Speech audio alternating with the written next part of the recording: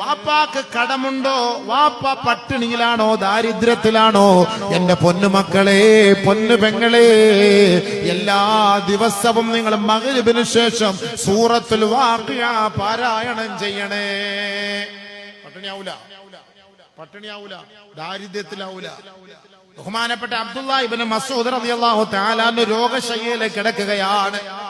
അന്ന് രാജ്യം ഭരിക്കുന്നത് ഉസ്മാൻ ഇബ്നു അഫ്ഫാൻ റളിയല്ലാഹു അൻഹു ആണ്.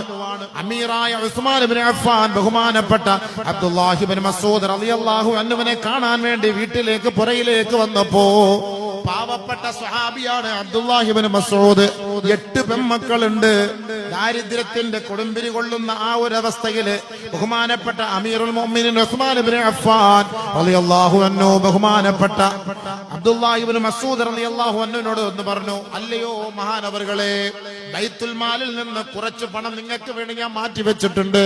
കാരണം നിങ്ങൾക്ക് 8 പെൺമക്കളാണ്, നിങ്ങൾക്ക് ബുദ്ധിമുട്ടും പ്രയാസങ്ങളുമാണെന്ന് എനിക്കറിയാം, നിങ്ങൾ പട്ടിണിയിലാണെന്നും പരിവട്ടത്തിലാണെന്നും എനിക്കറിയാം. അതുകൊണ്ട് ബൈത്തുൽ മാലിൽ നിന്ന് കുറച്ച് പൈസ നിങ്ങൾക്ക് വേണ്ടി എല്ലാ മാസവും ഞാൻ മാറ്റി വെച്ചിട്ടുണ്ട്. ബഹുമാനപ്പെട്ട അബ്ദുല്ലാഹ് ഇബ്നു മസ്ഊദ് റളിയല്ലാഹു തആല അൻഹു രോഗശയ്യയിൽ കിടന്നിട്ട് രാജ്യം ഭരിക്കുന്ന അമീറുൽ മുഅ്മിനീൻ ബഹുമാനപ്പെട്ട ഉസ്മാൻ ഇബ്നു അഫ്ഫാൻ റളിയല്ലാഹു അൻഹുവിനോട് പറഞ്ഞ വാക്ക്, എന്റെ ഹബീബേ